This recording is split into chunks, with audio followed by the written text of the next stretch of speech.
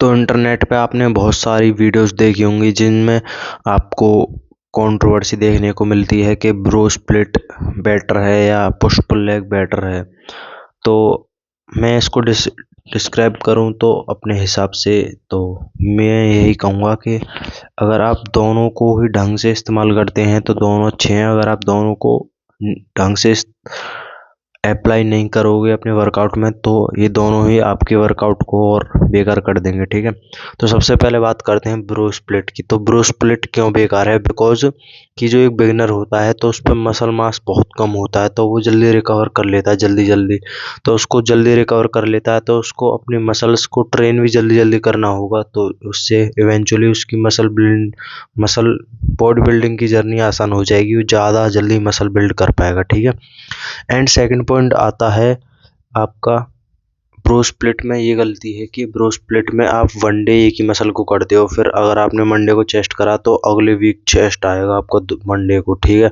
तो पूरे एक हफ्ते का गैप है, तो अगर आपकी मसल तो 2 दिन बाद ही रिकवर हो जाएगी। तो यही था ब्रो स्प्लिट में, ठीक है। तो फिर आते हैं ब्रो स्प्लिट का पुश पुल लेग। तो लोग जो है पुश पुल लेग करने लगते हैं यूट्यूब पर या इंस्टाग्राम पर क्रिएटर्स को देखकर, लेकिन वो अपनी बॉडी के हिसाब से अपने सेट्स एंड रैप्स डिसाइड करते हैं कि उनकी चेस्ट कितने सेट्स में ट्रेन हो रही है। वो अपनी बॉडी को अच्छी तरीके से जानते हैं कि कितने सेट मुझे मारने चाहिए, कितने रैप मुझे मारने चाहिए, कितने में मेरा फेलियर आ जाएगा एंड कितने सेट्स मारने के बाद मैं रिकवर हो जाऊंगा, ठीक है। लेकिन हमको कोई नॉलेज नहीं होती है अपनी बॉडी के बारे में और हम बस जिम में जाकर उनके सेट्स को कॉपी कर लेते हैं। अगर वो 6 सेट मारते हैं तो हम भी 6 मारते हैं। एक बिगिनर के लिए 6 सेट इज नॉट इनफ, उसको कम से कम 10 या 12 सेट मारने पड़ेंगे चेस्ट के, जब जाके वो कुछ ग्रोथ मिलेगी उसको। और वो बिगिनर उनके सेट्स को देख के 12 सेट्स मान लेता है, ठीक है। सेकंड मिस्टेक होती है कि जब आप ब्रो स्प्लिट फॉलो करते हो तो उसमें एक दिन में एक मसल करते हो, तो आप 1 घंटा पूरा चेस्ट मारते हो, तो चेस्ट में आप 20 25 30 30 सेट मार देते हैं लोग। जब उनसे कहते हैं कि एक मसल एक दिन 2 मसल को ट्रेन करो तो वो एक्सेसिव वर्कआउट करने लगते हैं, मतलब चेस्ट की 20 सेट उतने ही सेट रखते हैं एंड फिर ट्राइसेप भी ऐड कर देते हैं।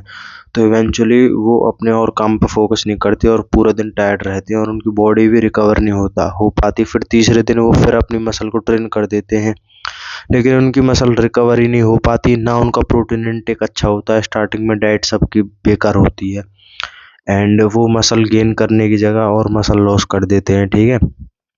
तो आपको ये मिस्टेक नहीं करनी है, बस अपनी बॉडी को समझें। आई थिंक आपको पुश पुल लेग ही करनी चाहिए, bro split not worth it for beginners. And आपको पुश पुल लेग करनी चाहिए और अपनी बॉडी को समझें कि मैं कितने सेट्स पे कितनी अच्छी रिकवरी होती है मेरी। अगर मैं 6 सेट्स मारने के बाद रिकवर हो जाता हूँ तो आपको 6 सेट्स मारने, अगर आप 10 सेट्स मारने पर आसानी से रिकवर हो जाते हो तो आप 11 या 12 सेट लीजिए। एंड यही था बस। और अपनी बॉडी पे एक्सपेरिमेंट करिए, इन्फ्लुएंसर को कॉपी मत कीजिए। वो बताते हैं कि मैंने इतनी सेट करी तो आप भी इतनी सेट करने लगते हो, इससे आप अपनी ही ग्रोथ को नीचे कर देते हो। हाँ, आप कुछ एक्सरसाइज वगैरह जो बेसिक एक्सरसाइज है उनको कॉपी करके उनकी फॉर्म कॉपी कर सकते हो, हाँ, अपनी फॉर्म अच्छी करने के लिए, बस दैट्स इट। एंड आज की वीडियो में इतना ही, मिलते हैं कल एक और वीडियो के साथ, तब तक के लिए bye bye, see you later tomorrow.